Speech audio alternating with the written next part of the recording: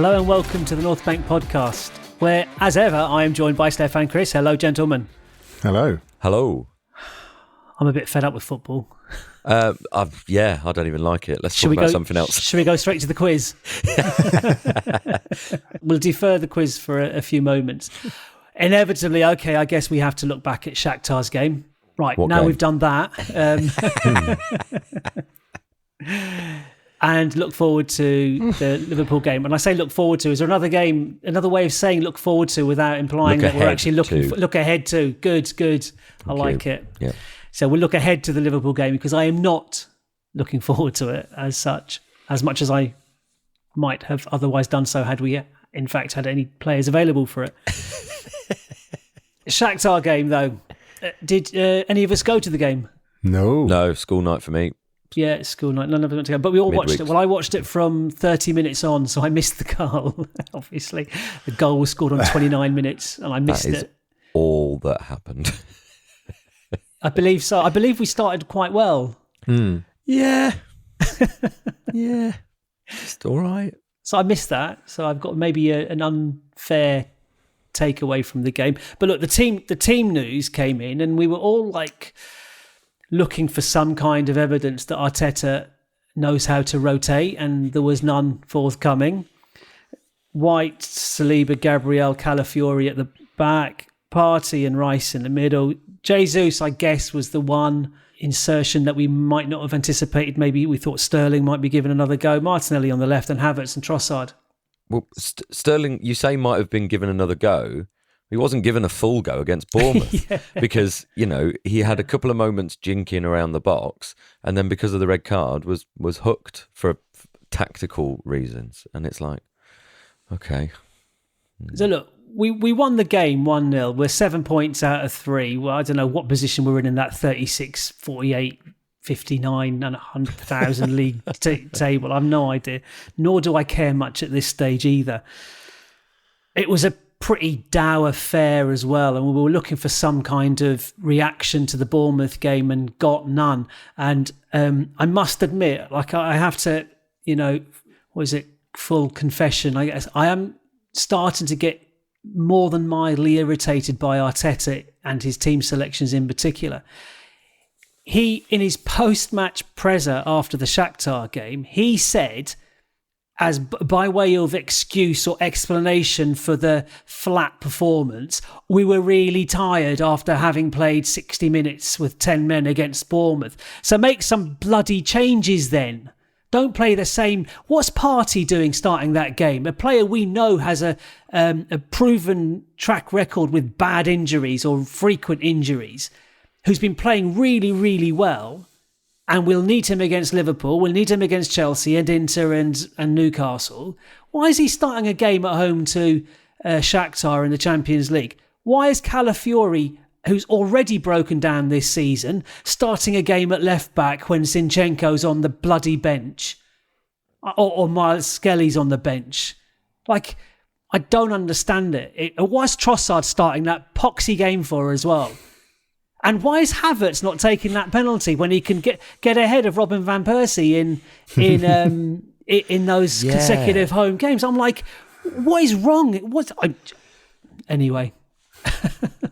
The penalty decision, I didn't even clock it at the time, but you're right, that is sort of weird. Trossard's last penalty was 3 years ago. Yeah. Since I meant to look this up before we started podding, but I was busy. Can you guys will be able to help me out here? What was the goal Trossard scored and didn't celebrate this season that really pissed me off? Villa. Has he done anything of any note since other than really piss me off further? Well, no, because, we'll get onto team selection and things like that as well, because, look, you're absolutely right, and there's always going to be a little bit of introspection when there's a couple of, we've had a bad result and also a pretty bad performance, so we are right to look inward a little bit. And a lot of this, it is hard to see how some of it isn't Arteta's doing. Self-inflicted, yeah. Yeah. And I'm hearing a couple of things on whether it's radio, podcasts or reading things as well, that actually this whole new fullback kind of interpretation of the role means that the fullback is kind of all things to all men. They're winger sometimes, they're midfielder sometimes, as well as, defender, which they do. And it seems to be putting such a burden onto the players' bodies that it's hardly any wonder that, essentially all our fullbacks are now injured because they're just carrying such a high load. But then it becomes a self-fulfilling prophecy because he doesn't dovetail them too much. When he finds a player or two with a bit of a vein of form, he will stick with it until it's breaking point, and then another player comes in and they don't get up to speed, or they come in cold and they get their own injury. So, I think it is probably time for Arteta to have a little bit of criticism thrown his way. But as for Trossard, and a lot of the team selection thing will relate to that, do you not remember the whole discourse around it, that he was the super sub who may be pushing for a time to start? Well, actually, you could argue, although a couple of good performances, he was okay against Spurs. He was all right in the first half against City until he lost his mind. But ultimately, he's probably had more of an impact on the team and results from the bench. Yeah. And all right, look, we've got Odegaard to cover, and that was done on international duty, and that was the freak injury. But yeah, Trossard last couple of games as well has kind of stunk the place out a little bit. And I love Trossard, but why is he stepping up for that penalty? Is it just to give him fun? Was it a bit of a reverse Havertz? Was it just to give him a bit of confidence, going into it? But then Havertz is the striker. He should be demanding that. Well, because the regular penalty takers, it would be Saka or Odegaard who'd normally take them, and it was left to basically the team to decide. And I think Havertz just deferred to Trossard, who probably said, yeah, I'll have it. I think it was as simple as that. I'm not sure how Trossard sees himself as the senior voice on that pitch, and I want Havertz to be more ruthless. Oh yeah, sure. But Trossard just has that mindset, doesn't he? You can see he's got that arrogance about him in a sense. Hence the whole non-celebration against Villa because of the talk around him not starting. Yeah, and if he's going to behave like that after scoring a goal, he needs to back it up. And he hasn't. As we said last pod, he's probably cost us 5 points this season. I know you can't really equate it. Well, the irony is like that, that when he's started, he's looked poorer than when he's a sub, and you just don't want that. He doesn't want that hanging over him. He wants to sort of get that monkey off his back, but he hasn't really. He's been a far better sub than he has been a starter. And he should get back on that bench. Know your place, young man. Well, yeah, but then ultimately, Arteta's got this weird fixed mindset of just, it's almost like he's picking the best players available rather than rounder pegs in round holes, if you know what I mean. I would offer as well that I think had we won against Bournemouth and there wasn't such controversy around it, and him desperate to, I think, play the strongest team back into form rather than rotate. And I'm not saying I agree, but I think there's something in that he wanted to play the guys who were going to play again on against Liverpool rather than rotate heavily. Even whilst acknowledging that they were tired, fatigued. Well, he can come out with any excuse afterwards, can't he? But he's promised us we'll be, what's the phrase he used? We'll be flying. Flying. Yeah. And again, in isolation, this result, we did actually win, let's not forget. I think it's contextual, isn't it? It was, we're moaning about it on the back of Bournemouth and we wanted to see a reaction and we sort of got a bit of a damp squib. Yeah, we won, but... And another injury, from a player that shouldn't have started the game with Zinchenko on the bench. Like, how are you going to get your players up to match fitness? A home game against Shakhtar, especially for Zinchenko, it's got a bit more. I mean, not that should factor into it, but a bit more meaning for him. But, give him 60 minutes, maybe bring Calafiori on. Or Miles Lewis-Skelly, who came on, and actually he's been quite good. He did okay. I think and in the game against, who did he start the game against? Was the League Cup, wasn't it? Was that the Bolton game? Well. Bolton. Yeah. And so he's, ironically, more than Nwaneri, which is the final negative point. Why didn't Nwaneri start? And we'll get to that. That game was crying out for him to come on after 60 minutes. Well, especially the way it was playing out, because it was so insipid and turgid and just generally flat that it was perfect for him. He seems like a sparky player, and I don't know. I don't get it. I mean, then whether it's his own fitness thing or whether it's a stubbornness in Arteta, whether there's, I mean, I can't believe for 1 minute that I'm going to say this, but there have been times when sometimes clubs have been reticent to play players because of contractual things where they tip over, and I mean, I can't even believe that would be. It was just a ridiculous thing, but yeah, why not? It just beggars belief. It reminds me of when Rooney broke onto the scene, and he was clearly physically, what is he, was he 16 when he first played? He was clearly built to play with grown-ups, and he was clearly mentally ready as well. Yeah. So there was no reason not to blood him, and that's the kind of thing that I would apply to Nwaneri and ask, why isn't he ready in the eyes of Arteta? That if he's physically ready and mentally ready, I'm not saying start him every game, but he should have had more minutes already this season. Yeah, we're not asking him to start against Liverpool and then start against Chelsea and then start against Newcastle. We're asking him to start home to Shakhtar in a Champions League game. Or even come on. Or just come on for the last half an hour. And you say, Holly, that he wouldn't start against those other teams, but had he had the minutes thus far this season, you wouldn't bet against it.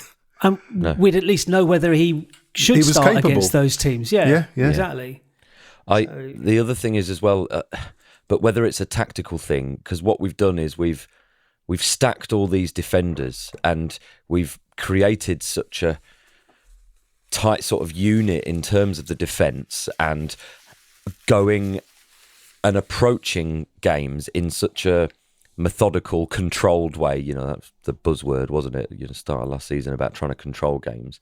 Essentially because, I mean, I heard a journalist liken us more to Mourinho's 2005 sort of side, where it was about, just nicking games 1 or 2-0, but because the defenders were so good and Makelele was running the midfield, that they could just keep teams at arm's length.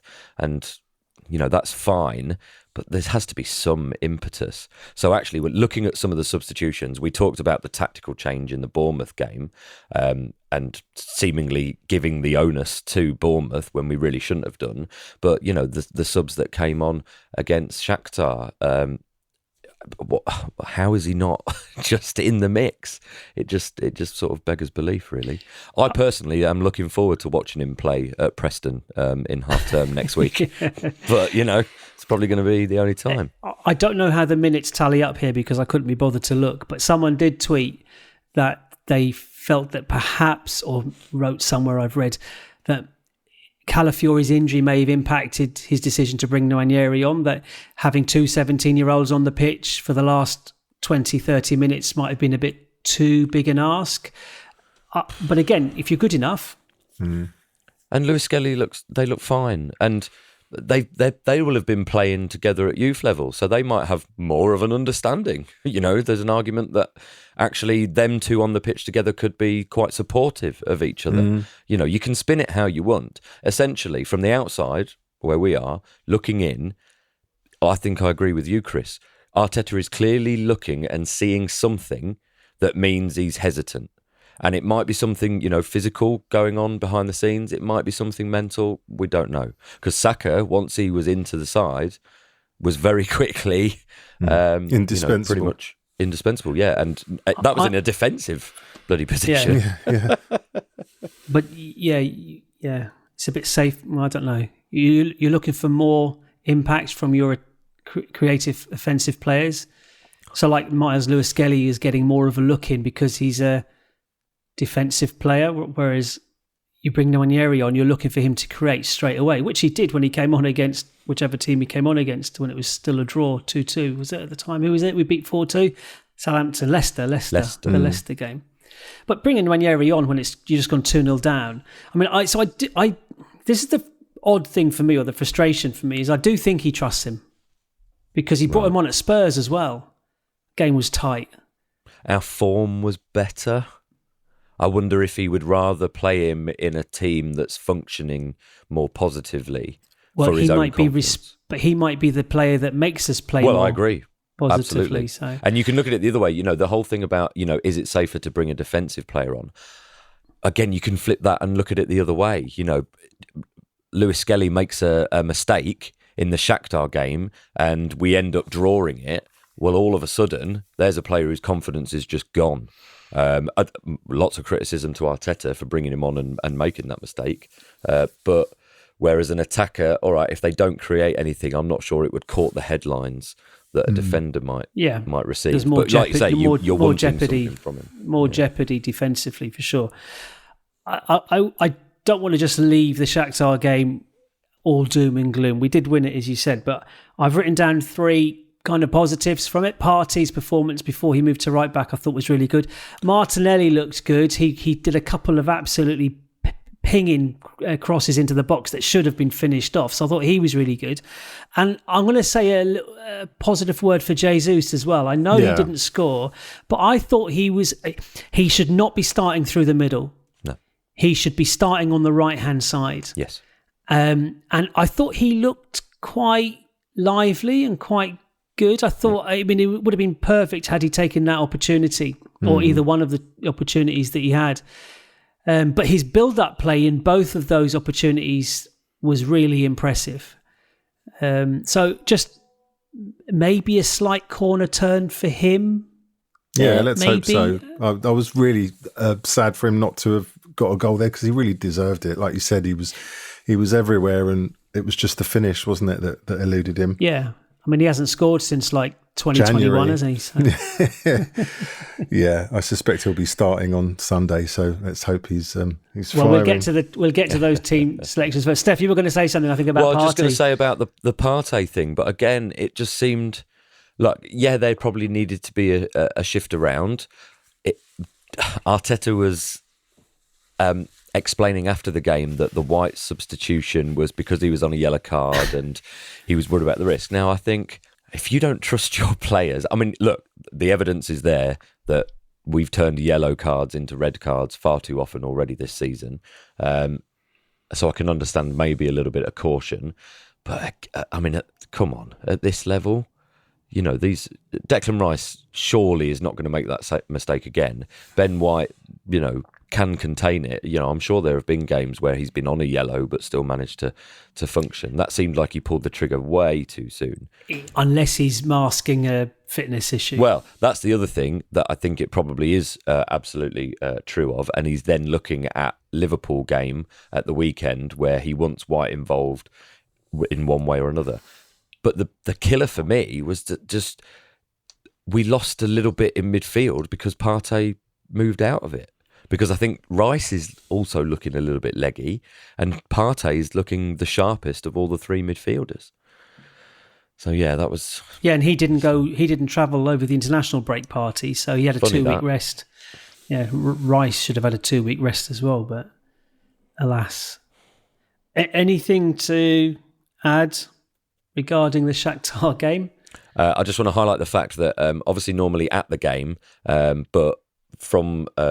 watching it at home and scrolling, there were a few banners like just pre-match that were like obviously tifos that were put over by the crowd, and whoever was in charge of it at the clock end, we have a Vamos Mikel Arteta banner that was revealed, but it was the wrong way round, so it said Samov.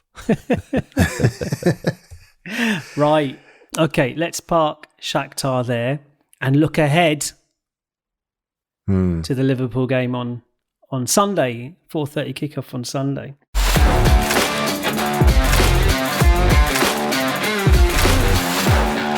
I can't wait to hear what team selections you two have come up with. But put it this way, there's a lot of either ors / next to pretty much every position. And we've learned nothing from Arteta at all, other than not to believe a word he says about anything to do with player availability. But before we go on to that, I have got a quiz. I'm going to set the quiz up for you and give you a few minutes on it. And again, it's not groundbreaking quiz. It's a quiz I've fallen to a few times so far this season. But in the Premier League era, I'd like you to name the 6 players who've played for both clubs.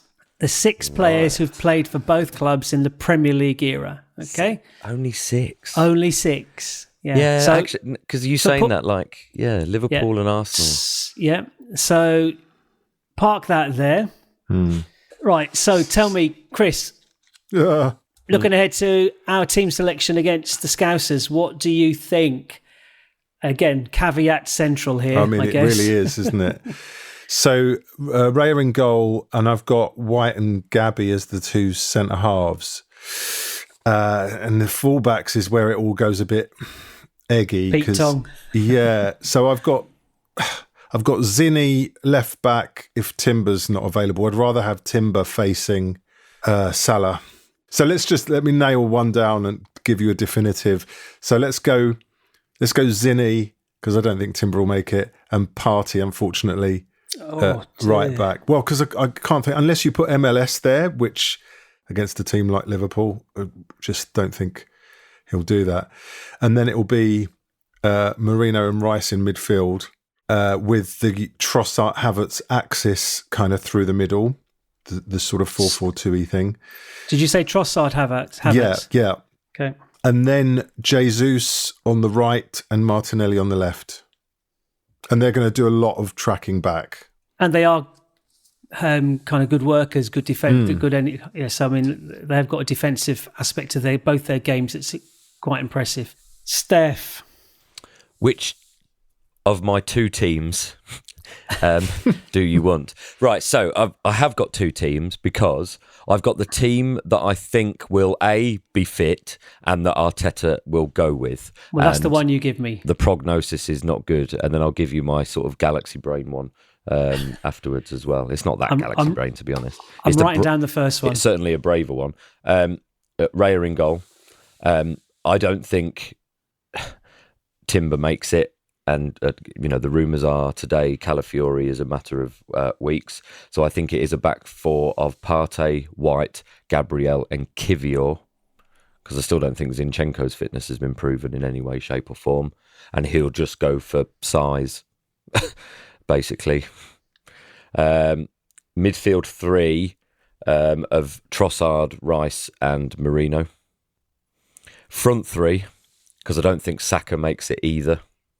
After he said he hadn't basically trained since the injury. Front 3 of Jesus, Havertz and Martinelli. And I hate the thing that disappoints me most about that team is Partey at right back. But you say, I'm predicting Arteta's lineup, and I think that is safety first. He will look at the fact that Liverpool are in a very, very good run of 4. Well, no, they're in a very, very good run of results. Yeah. I watched them against Leipzig yesterday, as I've seen a couple of their games this season, and they're all right. They're not blowing me away. They're sort of efficient. They're not spectacular.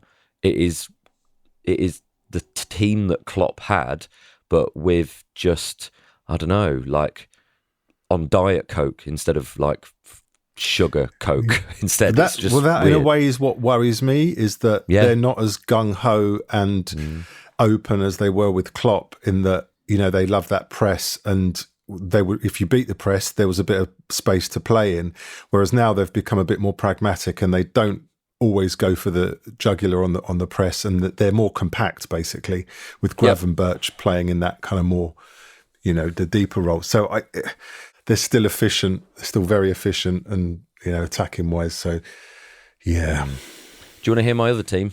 Yeah. Raya in goal. A back 4 of White, Gabriel, Kivior, Lewis, Skelly, and then a midfield 2 of Rice and Partey.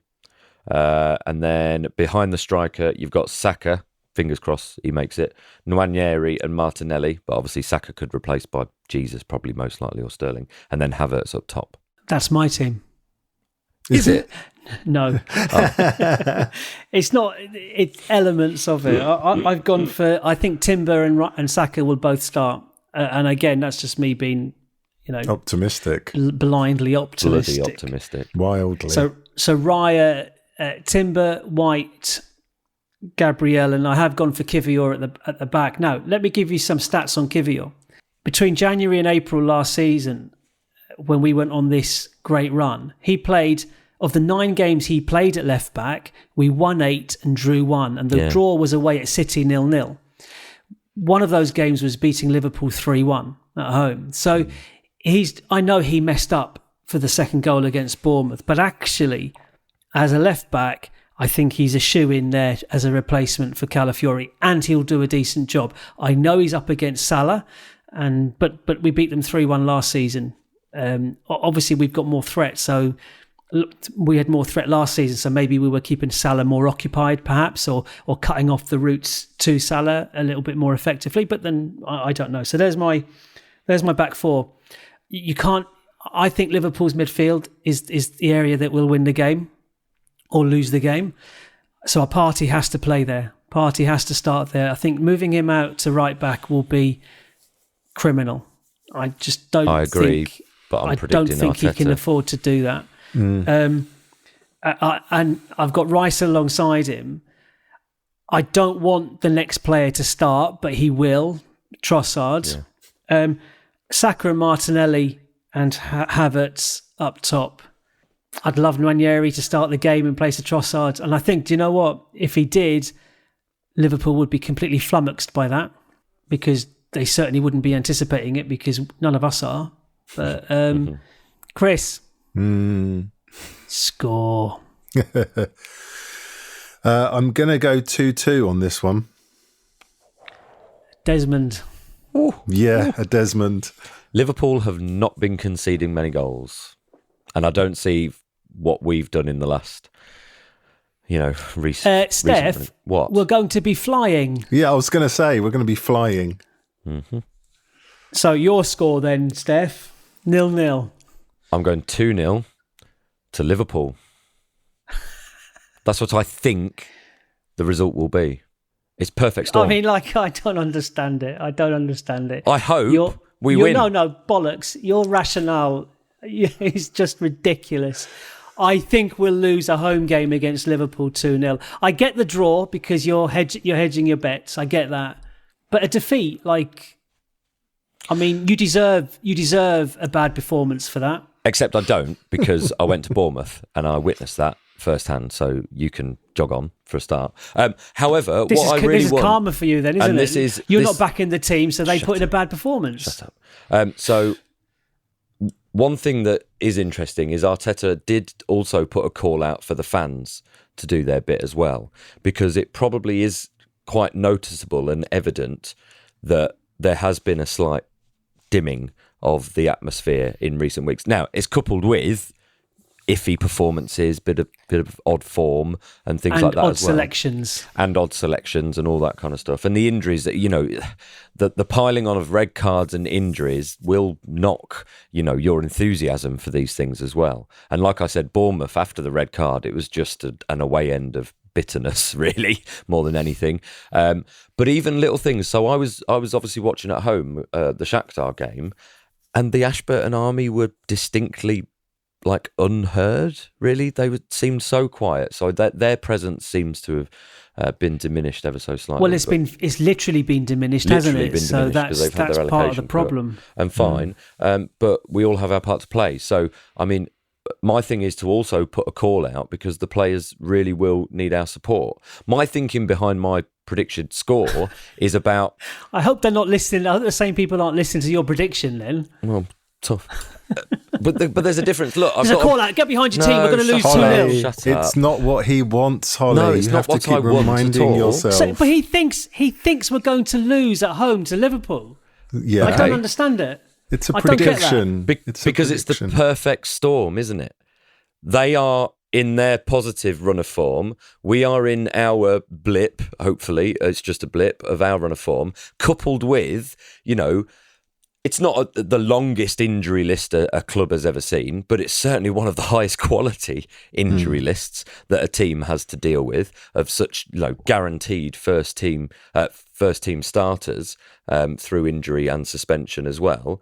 And there is something to be said about playing teams at the right time. We were worried about Brighton because we were playing them at the wrong time, which might have put into Arteta's thinking about, trying to hold what we had, but when we really shouldn't have done that.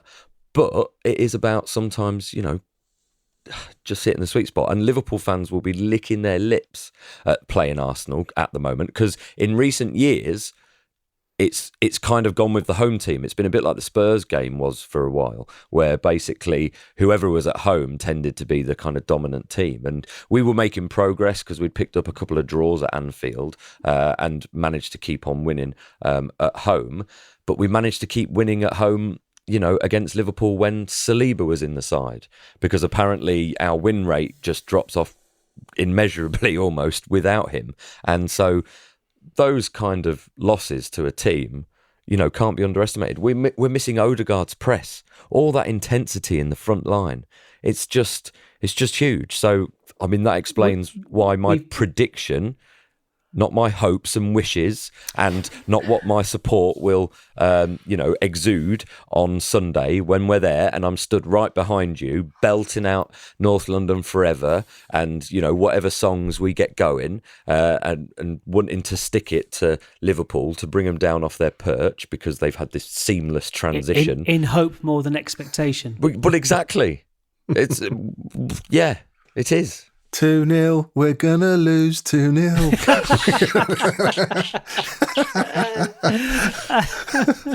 And then at the end, told you so.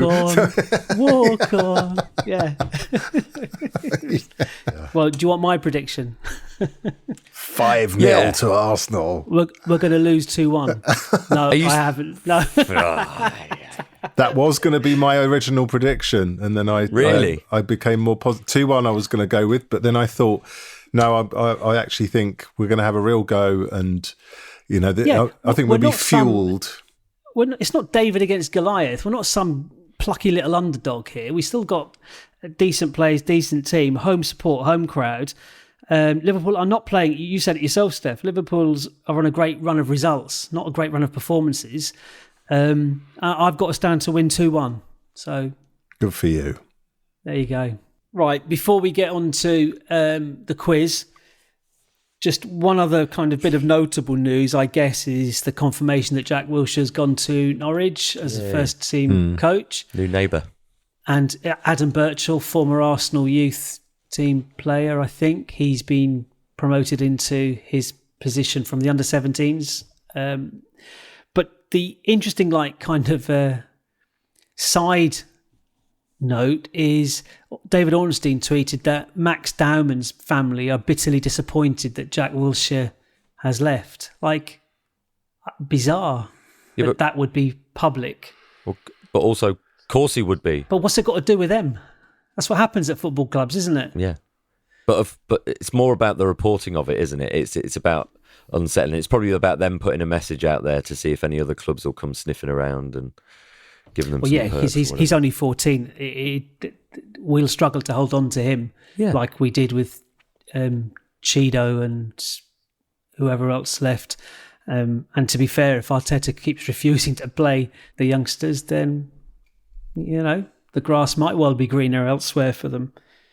Okay, quiz time then. Name the 6 players Premier League era to play for both Arsenal and Liverpool. I think I've only got 3. So the obvious one is Oxlade-Chamberlain. Yeah. 146 times for Liverpool, 181 times for Arsenal. Right. Was Mickey Thomas within the Premier League era? No. I've got Mickey Thomas. No, he's not Premier League. I've got Yossi Benayoun. Yes. Benayoun. What a name. 120 times for Liverpool, 22 times for Arsenal. I've got Jermaine Pennant. Yes, 72 times for Liverpool, 15 for Arsenal. Yeah, but technically he's an invincible, is that right? He's part of that run? Yeah. Really? Yeah, he played in the ones that started the kind of season before, I think. We won. There was 2 games from the season before. Southampton 6-3 or something like that, wasn't it? Is it Perez hat-trick and someone else got a hat-trick? Was it Ali? Not Ali Adier. No. Was it Ali Adier? I can't remember now. Can I offer Anelka? Anelka, of course. 20 times for Liverpool, 72 for Arsenal. Famously, doesn't he, when you tally up all his transfer fees, he's the most expensive Premier League player ever. Because he's played for everyone. 2 more. I mean, I've got nothing. Give us a sniff. Go on. Give us a little. Positions? One of them has played a lot more times for us, and the other one's played a lot more times for them. God, that's helpful, isn't it? Is there a player that we signed in a panic because they were at the end of their year? No. The older one, great player for Arsenal, and very famous story that I think Ray Parlour tells about him doing a trial. Kolo Touré. Yes, Kolo Touré. Of course. Kolo. 64 times for Liverpool, 285 for us. And I'm not giving you any help for the last one. So he played a lot for Liverpool and then not so much for us. I can't. There's a response to that, but it would give it away. Well, you sort of said it earlier. I'm sure there's people screaming at their whatever it is phone. I know. No. He has played a lot more for Liverpool, and what I'm about to say will give it to you, but this is painful. He's played a lot more for Liverpool, only because he hasn't yet had the chance to play a lot of times for Arsenal. What's going on? So he's currently at Arsenal. Oh, Sterling. Yes. Oh, for God's sake. God. Yeah. Oh, I am so tired. That's 119 times for Liverpool and 7 thus far for Arsenal. Yeah. Oh, well, there's a narrative. If he comes on as a sub against Liverpool to finally break his duck. Yeah, but I think it probably says a lot that, of how... You couldn't even think of him. How scant he's been used for Arsenal, that I just haven't registered him as an Arsenal player yet. Although I don't really think of him as a Liverpool player anymore. He's a City player, isn't he? Mm. So therein endeth the quiz and fun. I did hear a brilliant stat that... So the top 3 teams in the Champions League supergroup, or whatever they call it now, are teams that have all featured James Milner at some point. Villa, Liverpool and City. Journeyman extraordinaire. And our 3 next opponents in the Champions League are all in the top 8. Yay. Yeah. We've got no fullbacks. All right, are we done? I believe so. Yeah. Good. Bring on Okay, Sunday. good. Well, yeah, cheers for the chat. Cheers for the listen. Catch you on the other side when we're looking back at a 2-0 defeat. Yay! Hey, we're going to lose 2-0. Cheerio. See ya. Bye. The North Bank, an Arsenal podcast. Subscribe, rate and review on your app and find us on Twitter, Instagram and TikTok at North Bank Pod. Email hello@thenorthbankafc.com and check out our website, thenorthbankafc.com. Produced by The Podcast Company.